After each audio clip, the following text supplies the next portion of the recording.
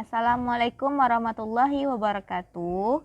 Selamat pagi Ananda semua. Baiklah, untuk sesi kedua kita akan belajar matematika tentang persamaan kuadrat atau disingkat dengan PK. Persamaan kuadrat ini ada hubungannya dengan persamaan linier yang Ananda pelajari pada kelas 1 atau kelas 7. Apa perbedaan persamaan linier dengan persamaan kuadrat? Persamaan linier atau disingkat dengan PL. Sebagai contohnya, kita di sini punya 9x dikurang 3 sama dengan 0. Di mana yang menjadikan dia persamaan linier? Coba perhatikan, variabel x mempunyai pangkat, berapa pangkat variabel x di sini? Pangkat 1. Jadi kalau tidak ada pangkatnya di sini berarti dia pangkat 1. Nah, pangkat tertinggi pada persamaan linier adalah 1. Selanjutnya, contoh selanjutnya. 4x kurang 2 sama dengan 0. Di sini kita punya variabel x. Hanya satu variabel yaitu variabel x dengan pangkat tertingginya adalah 1. Maka ini adalah persamaan linier dengan satu variabel. Nah, persamaan linier kalau kita gambarkan, bentuknya akan berupa garis lurus. Di sini salah satu contoh garis lurus ya, boleh arahnya tergantung soalnya berapa. Nah, di sanalah arah persamaan linier kita. Nah, kalau persamaan kuadrat bagaimana? Persamaan kuadrat contohnya 2x kuadrat dikurang 6x ditambah 5 sama dengan 0. Di sini kita punya satu variabel yaitu x.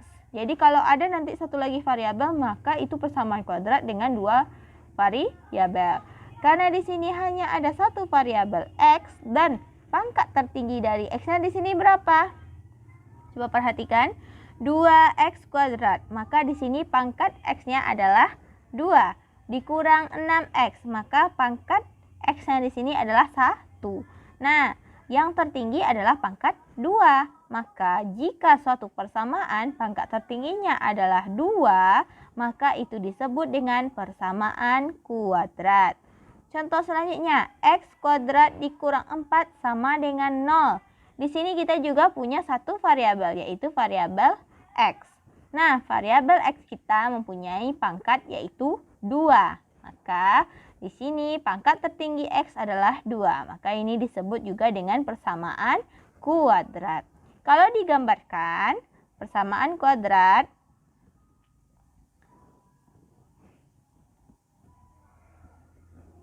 akan berbentuk seperti parabola. Nah, ini kebetulan yang di sini yang saya buat adalah parabola yang terbuka ke atas. Dia ada juga parabola yang terbuka ke bawah, ke samping kiri atau ke samping. Bentuk umum dari persamaan kuadrat. Persamaan kuadrat mempunyai bentuk umum ax kuadrat ditambah bx ditambah c sama dengan 0. Nah, apa yang dimaksud dengan A? A di sini merupakan koefisien dari variabel x kuadrat. Selanjutnya, B adalah koefisien dari x. Jadi variabel kita di sini ada x kuadrat dan x. Dan C apa? C disebut juga dengan konstanta. Oke, selanjutnya jenis-jenis persamaan kuadrat. Di sini Ustazah punya contoh 2x kuadrat dikurang 6x ditambah 5 sama dengan 0. Di sini kita sebut ini dengan persamaan kuadrat asli. Kenapa demikian? Karena di sini kita mempunyai komponen A yaitu 2, komponen B yaitu min 6, dan komponen C yaitu positif 5. Karena di sini ada komponen A, B, dan C, maka ini disebut dengan persamaan kuadrat asli. Selanjutnya, x kuadrat dikurang 4 sama dengan 0. Ini disebut dengan persamaan kuadrat murni. Kenapa demikian? Karena di sini kita punya variabel x kuadrat tanpa ada variabel x. Dan koefisien x juga tidak ada. Yang di sini yang ada cuman koefisien dan variabel x kuadrat beserta konstantanya min 4. Dan di sini tidak ada b. Maka ini disebut dengan persamaan kuadrat murni. Selanjutnya contohnya, x kuadrat kurang 9x sama dengan 0. Di sini ada A, ada B, tapi tidak ada konstanta yaitu C. Maka ini disebut dengan persamaan kuadrat tidak lengkap. Bisa dipahami ya perbedaan antara contoh 1, contoh 2, dan contoh 3. Selanjutnya, menentukan komponen persamaan kuadrat. Ini contoh kita yang pertama tadi. 2x kuadrat dikurang 6x ditambah 5. Ini disebut dengan persamaan kuadrat asli. Nah, di sini ini ada bentuk umumnya. Ax kuadrat ditambah bx ditambah c sama dengan 0. Nah, posisi A, posisi B, dan posisi C. Pertama yang A ditempati oleh 2. B ditempati oleh negatif 6. Yang C ditempati oleh 5.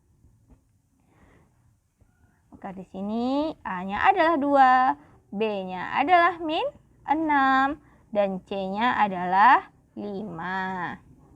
Contoh kita yang kedua, x kuadrat dikurang 4 sama dengan 0. Ini ada bentuk umum kita. Posisi A, posisi B, dan posisi C kita tentukan ya, yang mana yang menempati posisi A. Posisi A, di sini yang menempati posisi A adalah koefisien dari x kuadrat. Sedangkan di sini x kuadrat tidak ada angka. Nah, kalau tidak ada angka, berarti dalam matematika itu ditempati oleh angka 1. B, tidak ada angka B di sini ya. X pun tidak ada. Ini disebut juga dengan persamaan kuadrat murni. Tidak ada B dan X-nya.